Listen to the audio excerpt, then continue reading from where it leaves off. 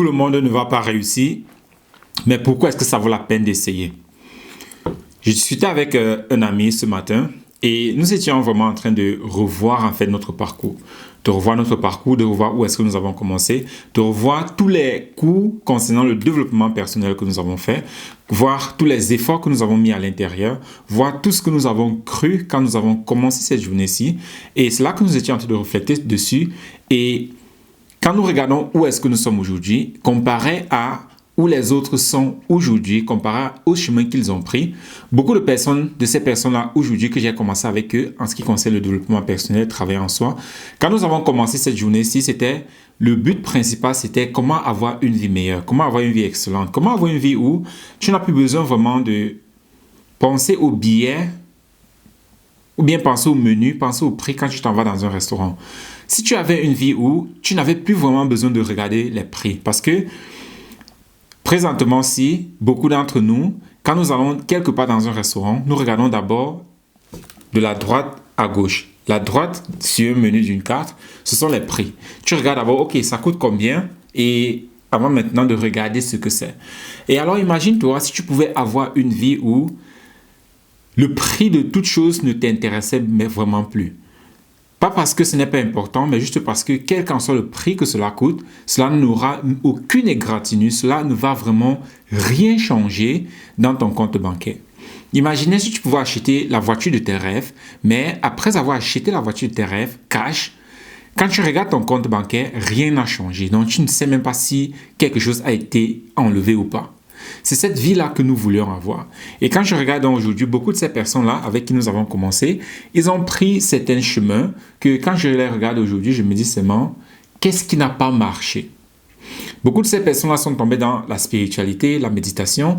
Beaucoup aujourd'hui me disent que, tu sais, le matériel n'est même pas important. Tu sais, c'est quand tu meurs, c'est là que tu vas au paradis, tu vas dans la 7e dimension, 8e dimension. En fait, beaucoup sont complètement perdus. Et avoir dans cette conversation-là avec ces personnes-là, voir ce qu'ils pensent aujourd'hui, voir ce qu'ils font, voir comment ils ont tout simplement abandonné ce qu'ils voulaient. Et aujourd'hui, beaucoup de ces personnes-là, ils ont des métiers. Beaucoup parfois perdent leur métier, essaient de retrouver un autre métier. Parfois, ils n'arrivent même pas à payer leurs factures. Et je me dis, qu'est-ce qui n'a pas marché? Parce que où tu es présentement aujourd'hui, il y a beaucoup de choses que tu es en train d'essayer, il y a pas mal de choses que tu es en train de vouloir faire, mais ça ne marche pas comme tu veux. Et notre mental, il a dans cette habitude-là où il a été programmé. Et il faut aussi, c'est important de comprendre ceci. La façon dont ton mental fonctionne, ce n'est pas comme ça que ton mental doit normalement, quand je dis normalement, c'est dans des bonnes conditions. S'il a été programmé correctement, ce n'est pas comme ça qu'il fonctionne. Voilà pourquoi nous sommes tous humains, mais certaines personnes sont capables d'accomplir certaines choses et d'autres n'arrivent pas. Pourquoi? Parce qu'ils sont programmés différemment. Et ton mental, c'est le résultat de ta programmation. Ton système de croyance, si tu crois en toi ou pas, c'est le résultat de ta programmation. Et c'est dans là que, quand je discute avec ces personnes-là, mais qu'est-ce qui n'a pas marché? Vous voyez des personnes qui, quand ils ont commencé avec le développement personnel, à travailler sur soi, c'est parce qu'ils voulaient une meilleure vie. Mais aujourd'hui, ils ont complètement tout abandonné. Et ils disent que le matériel, en fait, n'est pas important. Pourtant, quand ils ont commencé cette journée-ci, c'est parce qu'ils voulaient une vie équilibrée, pleine de matériel. Ils voulaient avoir une très belle voiture, une très belle maison, une très belle femme. Ils voulaient avoir le meilleur, la crème de la crème. Mais cependant, aujourd'hui, beaucoup sont seuls. Certains n'ont même plus de travail. Ils font des travaux vraiment médiocres. Et beaucoup, alors, ils abandonnent complètement. Ils prennent même plus soin d'eux. D'autres s'en vont même jusqu'à boire les urines. Ils font des trucs vraiment bizarres. Pourquoi? Parce qu'ils tombent vraiment dans ce piège-là qui est appelé la spiritualité. Et la spiritualité, tu dois comprendre que c'est la forme ultime de l'esclavage.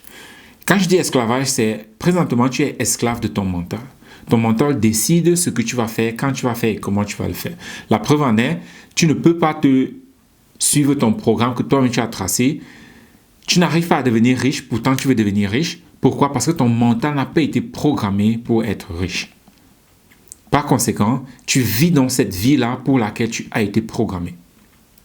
Et aujourd'hui, donc, vois comment ces personnes-là tombent dans la forme ultime de la spiritualité où ils font des trucs, tu te demandes, mais qu'est-ce qui n'a pas marché? Et c'est là donc que tu commences à comprendre, il y a ce qu'on appelle the winner mindset and the loser mindset. The winner spiral and the loser spiral. Donc, cette roue du gagnant et la roue du perdant. Et quand tu comprends comment le mental fonctionne, soit tu es sur la roue du gagnant, soit tu es sur la roue du perdant. Ce qui se passe alors très souvent, c'est, étant donné que ton mental a déjà été programmé pour être perdant, pour être esclave, pour être juste un travailleur dans ces sociétés-ci, quand les personnes se lancent alors dans le développement personnel, parce qu'ils veulent une vie meilleure, et parce qu'ils n'ont pas dans les bons outils, ils n'ont pas dans la compréhension de comment est-ce que les choses fonctionnent, ils essayent pas mal de choses. Parce qu'ils essayent pas mal de choses, majoritairement, qui sont les choses qui ne doivent pas marcher. Parce que tu dois aussi comprendre quelque chose. Tu dois comprendre que personne dans ce monde-ci ne veut ton succès. Je dis bien personne. Ni tes parents, ni les personnes qui sont autour de toi. Personne. Tu es seul. Personne ne veut ton succès. Voilà pourquoi le système dans lequel tu vis, il a été programmé pour que tu échoues, pour que tu n'avances pas.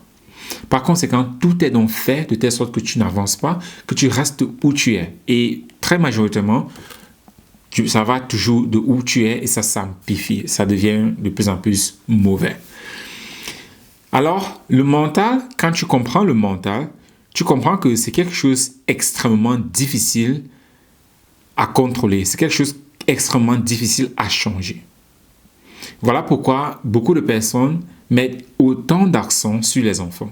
Ils mettent autant d'accent sur les enfants parce qu'ils savent que c'est le moment propice, c'est le moment primaire, c'est le moment opportun, c'est le moment le plus important pour vraiment conditionner cet enfant-ci de la manière dont nous voulons qu'il soit demain. Et durant dans cette fenêtre-là, les premières années de notre vie, c'est où 99% de notre vie est conditionnée à l'intérieur de nous. Et peut-être juste 1%, c'est tu as le choix ou bien la décision là-dessus. Parce que tu sois aide-soignante ou bien infirmière ou bien tout ça, il n'y a pas vraiment de différence. C'est la même chose. Tu es pareil, un esclave. Que tu sois manager ou bien juste employé, c'est la même chose. Tu es un esclave. Et c'est donc ça, au niveau de ces 1% là, que tu as vraiment le choix. Tu peux décider d'être informaticien ou bien ingénieur. Tout ça, tu peux décider parce que tu peux décider d'étudier informatique ou bien ingénierie. Tu peux décider.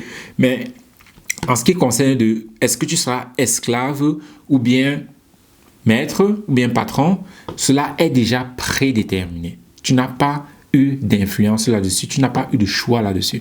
Ce qui fait qu'aujourd'hui, tu es juste en train de vivre une vie qui a déjà été préprogrammée à l'intérieur de toi. Tu fais des choses sans comprendre, sans savoir pourquoi, mais tu les fais toujours.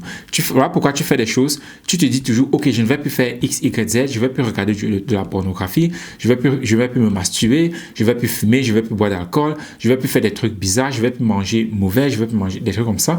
Mais tu te retrouves toujours en train de regarder de la pornographie, en train de te masturber, en train de passer tout ton temps sur Netflix, en train de faire des choses que toi-même tu t'étais dit je ne vais plus jamais le faire.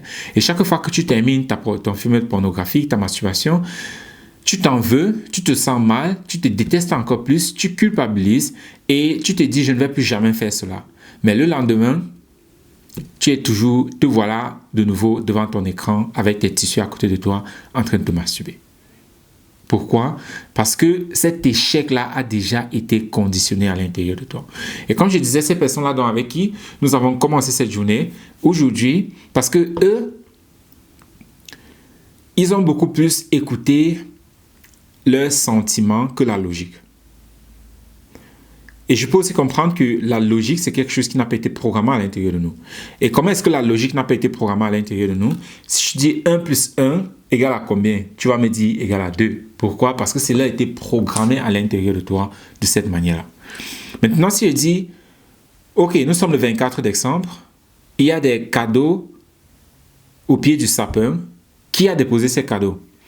Beaucoup de personnes vont dire, c'est le Père Noël, c'est Santa Claus. Mais la réponse, c'est non. Ce n'est ni le Père Noël, ni Santa Claus.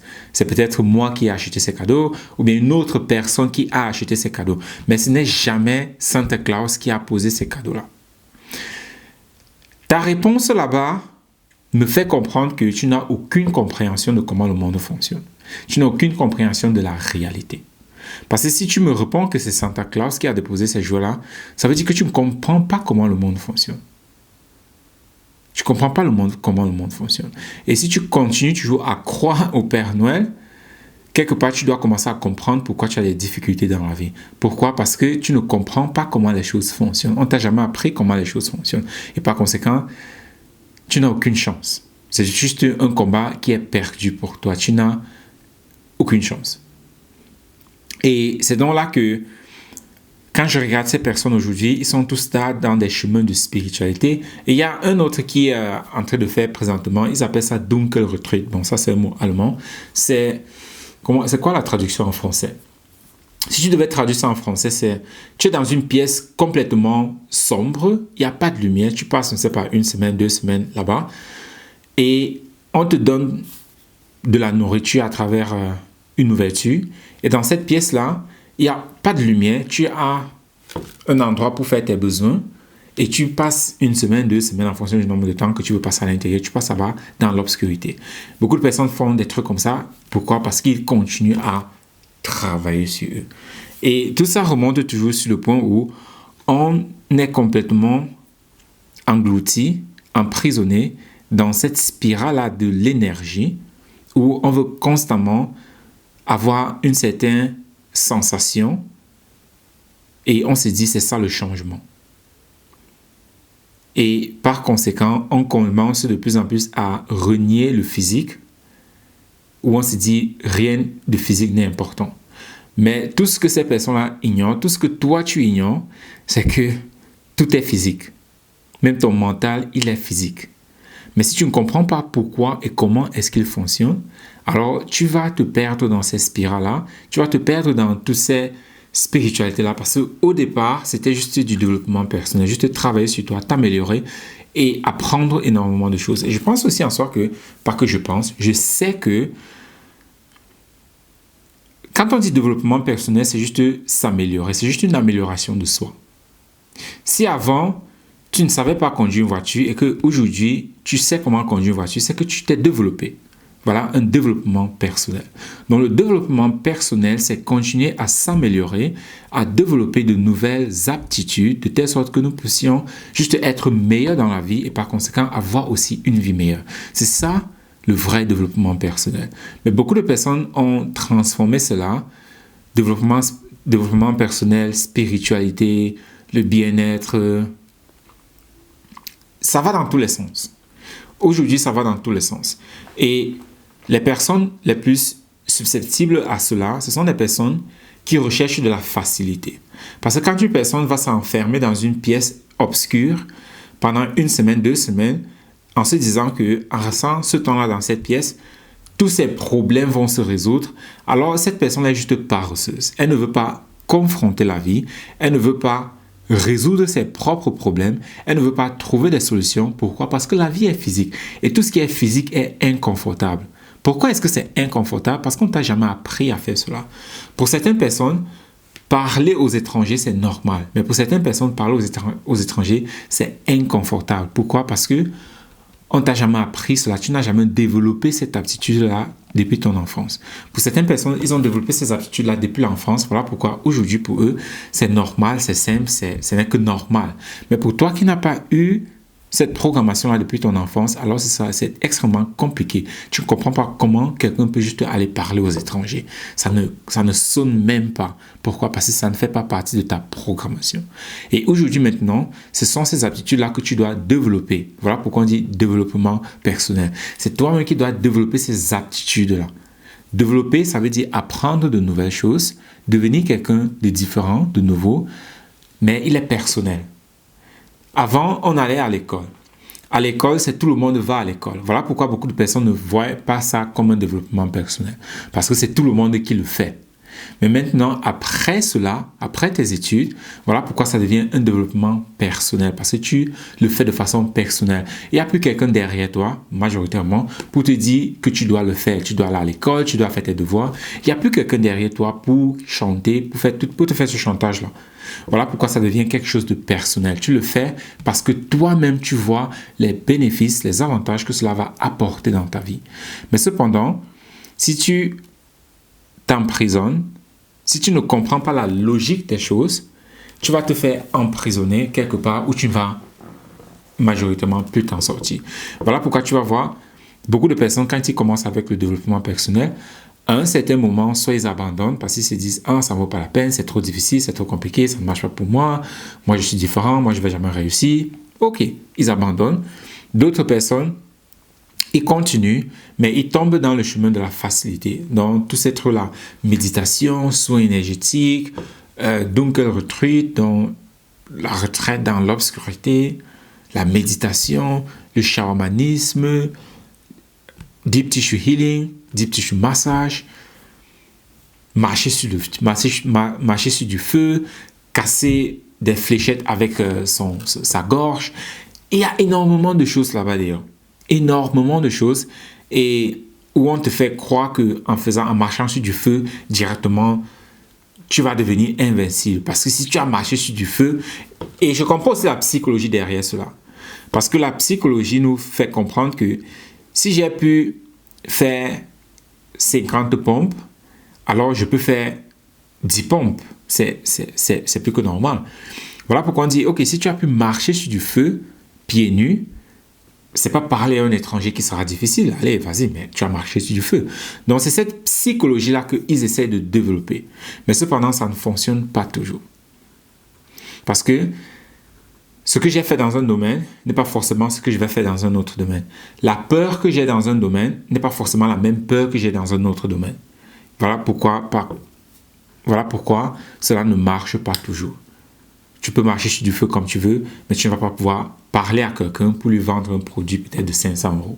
Pourquoi? Parce que tu as d'autres peurs, tu as d'autres complexes tu peux marcher sur du feu comme tu veux, mais tu ne vas pas pouvoir parler à quelqu'un juste pour lui vendre quelque chose de 500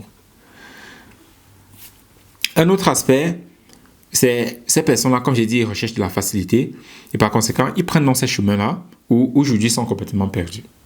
Et ce sont ces personnes-là, quand vous les voyez, au fil du temps, ils deviennent juste bizarres. Ils sentent, ils ne prennent plus soin d'eux, ils ne se lavent plus, d'autres ne se lavent plus. Ils deviennent bizarres parce qu'ils continuent complètement à négliger le physique et ils deviennent vraiment des personnes que vous ne voulez même plus être à côté.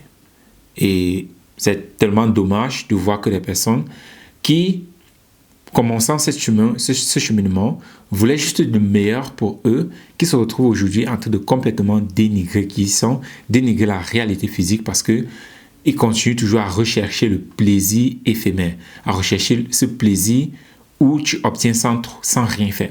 Parce que c'est ça en fait cette poursuite de l'énergie, c'est ça en fait cette poursuite de la méditation, c'est de tous ces cheminements-là, ces personnes-là, ils recherchent de la facilité. Ils ne veulent pas lever un petit pouce. Et là, maintenant, tu as la troisième catégorie des personnes, un peu comme moi, qui on suit tout ce cheminement-là. On essaye toutes ces choses-là, la spiritualité, on essaye, mais on voit que non, c'est pas ça que je veux en fait. Et on continue d'avancer.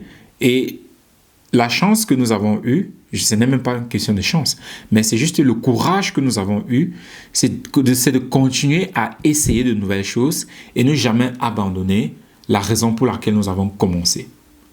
La raison pour laquelle toi, tu vas abandonner, la raison pour laquelle les choses ne vont pas marcher pour toi, la raison pour laquelle tu vas arrêter en chemin, la raison pour laquelle tu vas te faire duper en chemin, tomber sur ces personnes bizarres, c'est cette spiritualité. La raison pour laquelle tu vas tomber dans tout ça, abandonner vraiment, pourquoi est-ce que tu as commencé, c'est parce que tu vas oublier pourquoi tu as commencé. Tu vas te laisser tromper. Les personnes vont te dire, le physique n'importe peu, tout ce qui importe, c'est que tu te sentes bien et tu vas gommer cela.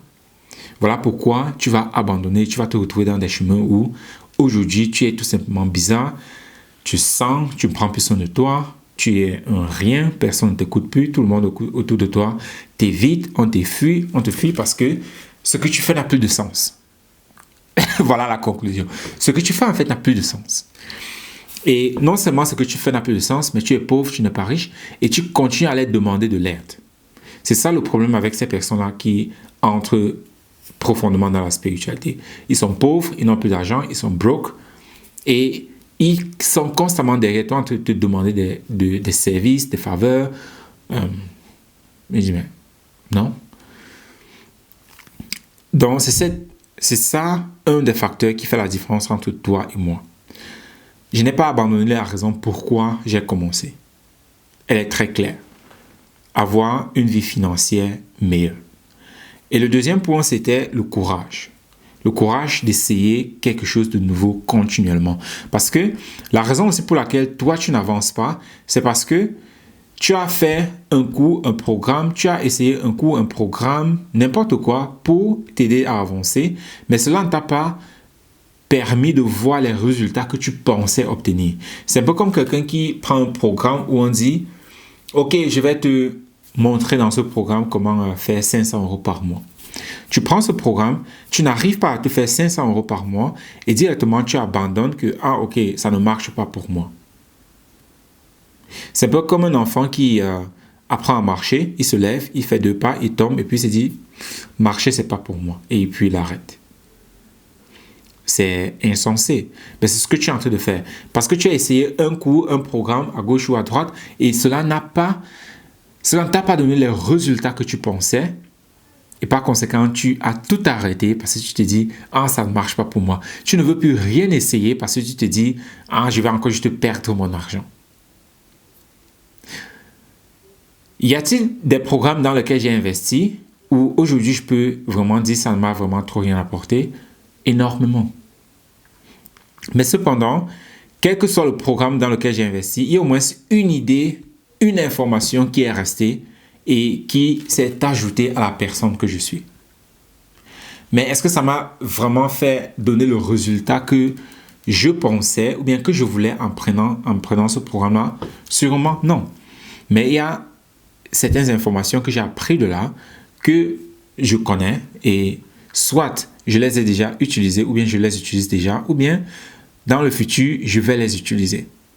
Mais comme j'ai dit, c'est ce courage-là, c'est ce courage de ne pas abandonner, c'est ce courage de continuer à avancer même quand tout est contre toi. C'est ce courage-là que tu n'as pas et que moi j'ai. Voilà pourquoi tu as abandonné et voilà pourquoi je continue d'avancer. C'est cette différence-là. Et la bonne chose, c'est que le courage, ce n'est pas quelque chose qu'on est avec. C'est quelque chose que tu développes. Et comment est-ce que tu développes le courage? C'est en étant OK avec la perte. Tu dois être OK de perdre. Si tu n'es pas OK de perdre, tu ne vas jamais réussir. Parce que toute personne qui a réussi, nous savons que cette personne a perdu plus qu'elle a gagné. Donc si tu n'es pas OK de perdre parfois, alors tu ne vas jamais gagner ou bien réussir. Donc la clé, si je peux te donner la clé aujourd'hui, c'est d'avoir le courage de continuer à essayer de nouvelles choses. C'est d'avoir le courage. Même si tout ce que tu as fait jusqu'aujourd'hui, depuis 10 ans, depuis 15 ans, depuis 20 ans, même si cela n'a pas marché, aie le courage de continuer à essayer de nouvelles choses. Parce que si tu arrêtes aujourd'hui, alors tous ces 10 ans, 5 ans, 15 ans, 20 ans de travail que tu as fait, cela aura été pour rien. Et c'est ça qui est vraiment dommage. Aie le courage d'essayer de nouvelles choses.